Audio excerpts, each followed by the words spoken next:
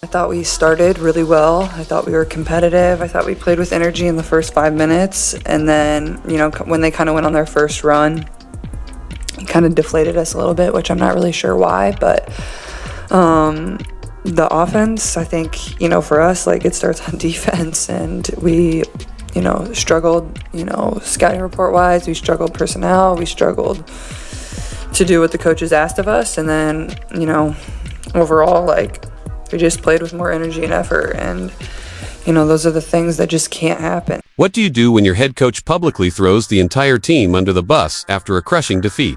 Stephanie White just did exactly that in the wake of the Fever's brutal 80-61 blowout loss to the Golden State Valkyries, and this wasn't just any ordinary loss. This was an expansion team absolutely dismantling them for the second time this season. The most painful part: this humiliating defeat happened during what was supposed to be Caitlin Clark's triumphant return from injury. Just days earlier, the Fever had looked unstoppable, dominating A'ja Wilson and the Las Vegas Aces, and then taking down Napheesa Collier and the Minnesota Lynx. But now, in front of a sold-out Gainbridge Fieldhouse packed with hopeful fans, White made baffling coaching decisions that had experts and analysts shaking their heads. And when the game ended, instead of owning the loss, she took the post-game podium and pointed fingers at everyone but herself. Now the question everyone is asking is clear: is this the leadership the Indiana Fever really need? Sound off in the comments below. Do you think Coach Stephanie White is to blame? We seriously need to talk about what Stephanie White said during that press conference. Yes, she criticized the players, and to some degree, she wasn't wrong. But what makes this situation tough to digest is that she refused to shoulder any responsibility herself. She failed to acknowledge her own mistakes and strategic blunders, and that's a major issue. Just a week ago, this same Fever team was flying high. They had just lifted their very first Commissioner's Cup trophy. The squad had found its identity, its rhythm, and a winning formula.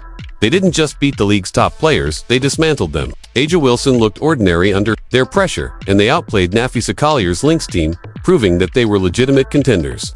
It finally felt like everything was clicking. The chemistry, the rotations, the intensity, the momentum was real.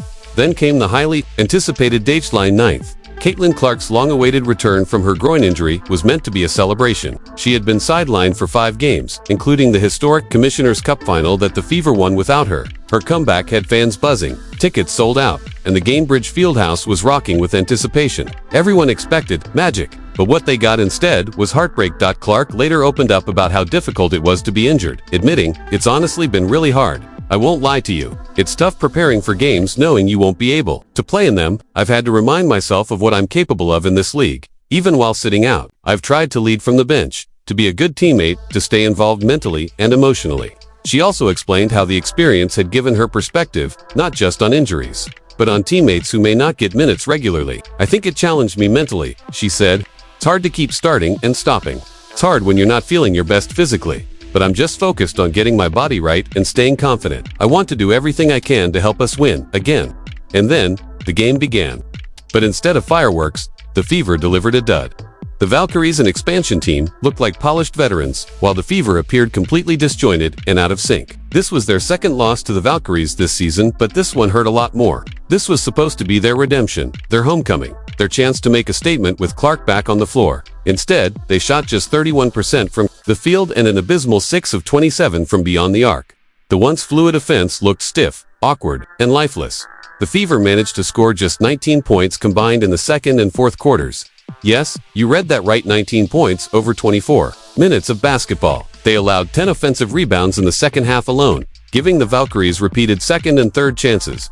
Every possession felt like an uphill battle. Defensive stops were rare. Slowly but surely, the electricity in the arena dimmed. Excitement turned to confusion, then silence, then disbelief. Even Clark couldn't hide her frustration. "I thought we started really well," she said after the game.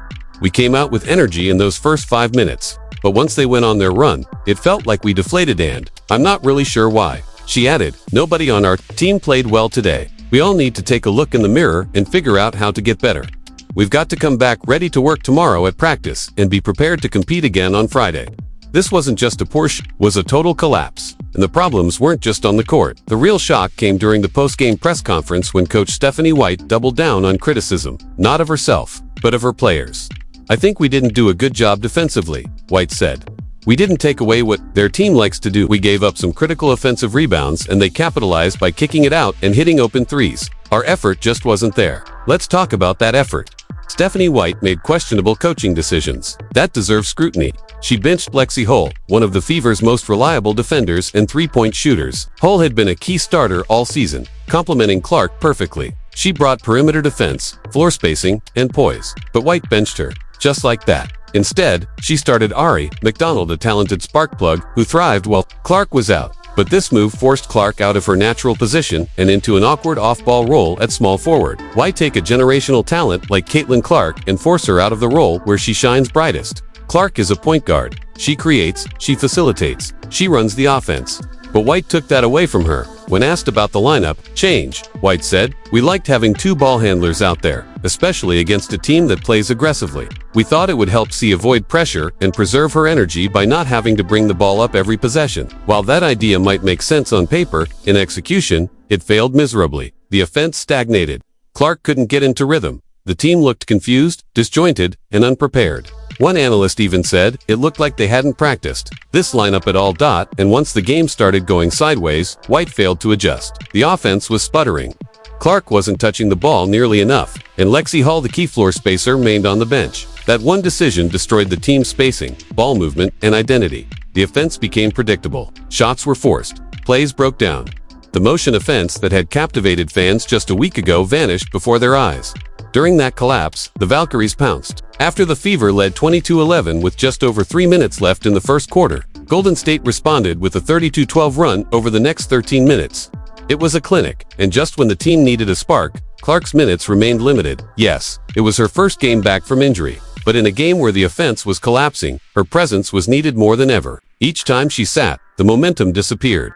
The ball stopped moving. The Fever became stagnant and lifeless. One analyst summed it up perfectly. Clark was used as a decoy. She looked like a threat only when the ball was in her hands. But the minute she touched it, Stephanie White seemed to panic like she was allergic to assists. Too much facilitating, not enough control. The offense was lost. These weren't small changes, they were fundamental errors that unraveled everything this team had built. White changed the lineup. She altered Clark's role.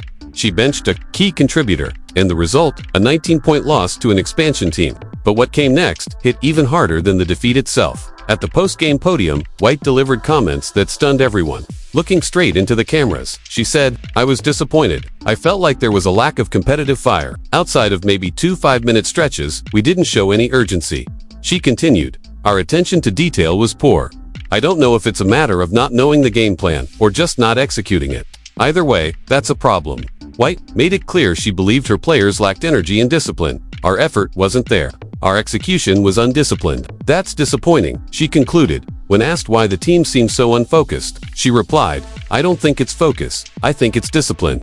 I believe this team can focus, but that doesn't mean they're disciplined enough to execute what we planned." And with that, Stephanie White threw the entire locker room under the bus. Instead of accountability, she chose blame.